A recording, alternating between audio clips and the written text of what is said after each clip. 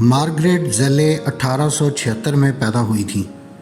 تاریخ میں ماتا ہری کے نام سے معروف اس بے باک رقاصہ کو ایک جاسوس کے طور پر جانا جاتا ہے۔ کہا جاتا ہے کہ ان کا معروف نام ماتا ہری انڈونیشیائی زبان سے آیا، جس کا مطلب ہے دن کی آنکھ یعنی سورج۔ کم عمری میں شادی اور پھر شادی سے چھٹکارا حاصل کرنے کے بعد انہوں نے پیرس میں بطور رقاصہ زبردست شہرت سمیٹی۔ گزشتہ صدی کی ابتدا میں یورپی دارالحکومتوں میں انہوں نے جو کچھ کیا، اس کی وجہ سے جاسوسی کے بغیر بھی ماتا ہری کو آج یاد کیا جاتا۔ انہوں نے بڑی حد تک سٹرپٹیز رقص ایجاد کیا۔ اس دور کے اخبارات میں بھی ان کی تصاویر چھپنا ایک معمول تھا۔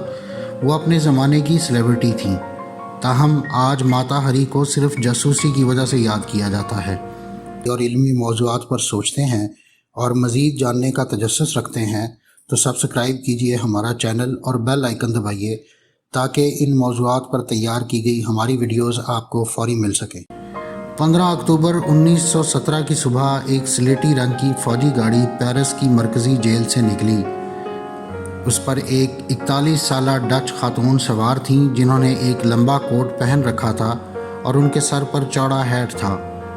ایک عشرہ قبل اس خاتون نے یورپ کے دارالحکومتوں کو اپنے قدموں پر جھکا رکھا تھا۔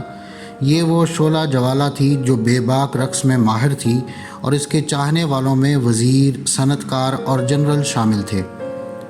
لیکن پھر پہلی جنگ عظیم چھڑ گئی جس نے دنیا کو بدل کے رکھ دیا۔ اس کا اب بھی خیال تھا کہ وہ یورپ بھر کی آنکھیں اپنے جلووں سے خیرہ کر سکتی ہے، لیکن اب اونچے ایوانوں میں بیٹھے مرد اس سے کچھ اور چاہتے تھے۔ انہیں اب اس خاتون کا التفات نہیں، معلومات درکار تھیں۔ ان پر الزام تھا کہ وہ جاسوساں ہیں جو اتحادی افسروں کو لبھا کر ان سے راز حاصل کر کے جرمنوں کے حوالے کر دیتی ہیں۔ اخبار مرچ مسالے لگا کر خبریں چھاپتے تھے کہ ان کی وجہ سے ہزاروں اتحادی فوجی مارے گئے ہیں، لیکن عدالت میں جو شواہد پیش کیے گئے ان سے کچھ اور کہانی ابھر کر سامنے آئی۔ وہ اصل میں ڈبل ایجنٹ تھیں اور انہیں قربانی کا بکرا بنایا گیا تھا۔ فرانسیسی وزارت دفاع نے 1917 میں ماتا ہری سے ہونے والی پوچھ گچھ کے دستاویزات جاری کی ہیں۔ ان میں کچھ کو نیدرلینڈز میں ماتا ہری کے آبائی شہر لیووارڈن کے فرائز میوزیم میں نمائش کے لیے رکھا گیا ہے۔ ان دستاویزات میں میڈرڈ میں جرمنی کے فوجی اتاشی کی جانب سے برلن کو بھیجا گیا وہ تار بھی شامل ہے جو ماتا ہری کی گرفتاری کا باعث بنا۔ گزشتہ برسوں میں کئی تاریخ دان ان کے دفاع میں سامنے آئے ہیں۔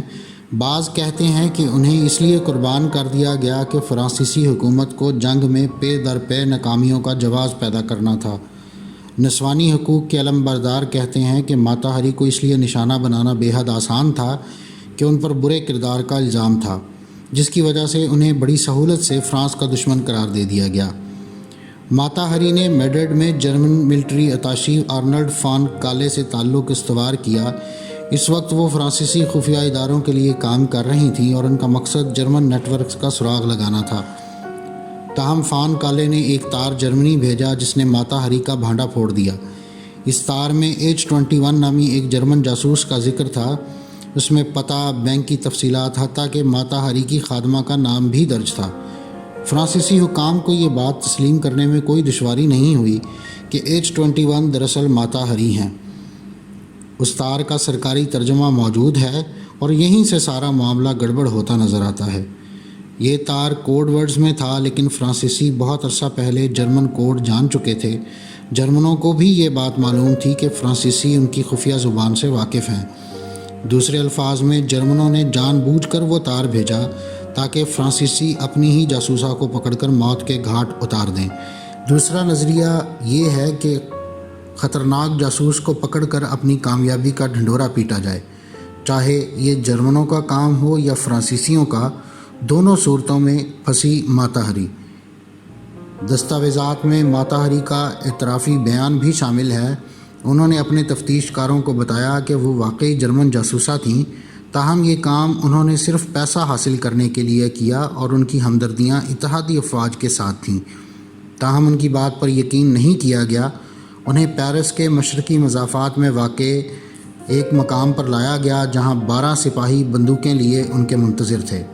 بعض اطلاعات میں کہا گیا ہے کہ ماتا ہری نے آنکھوں پر پٹی بندھوانے سے انکار کر دیا تھا۔